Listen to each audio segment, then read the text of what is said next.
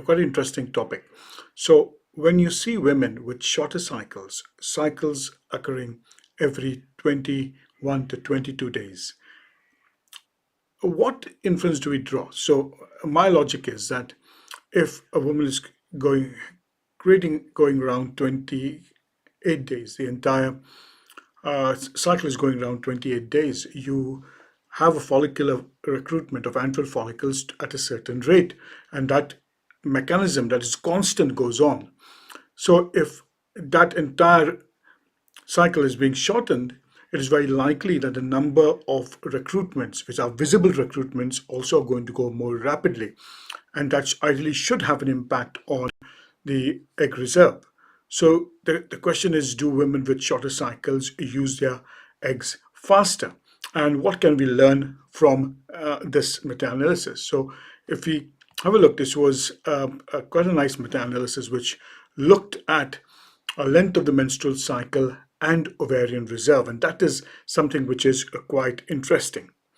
So what we do know is that menstrual cycle is viewed as a manifestation of an ongoing HPO axis.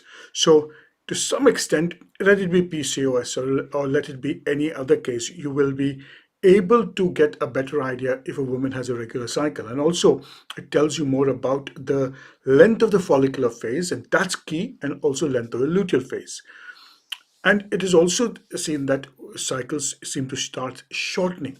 Now, the mean cycle length at 20 years is between 30.1 plus or minus 4 days, and 40, it is shorter. And maybe that's because as granular cells become less as a woman gets older.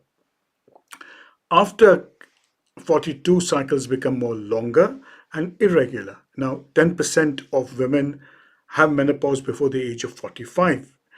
And we have studied the reserve markers such as AMH and AFC, and we haven't got a very clear answer. So they looked at three groups of patients who had a short cycle of 21 to 27 days, normal between 28 and 31 days, and long at 32 and 35 days. The method was a systemic review and a meta-analysis. And what they noticed is that the AMH level significantly was lower in short cycle, and there was a natural decline in AMH of about 5%. And in women with short cycles, that decline was faster. Also, the antral follicle count was significantly lower in women with short menstrual cycles, and this difference seemed to be more significant. Now, there have been papers which looked at and said that there's been no significant differences in AMH or natural cycle fecundity.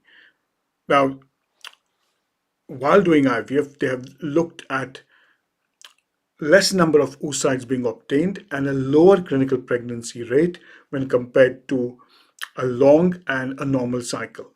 And when you looked at a short cycle in the reproductive years, there seems to be an overall reduction in ovarian reserves.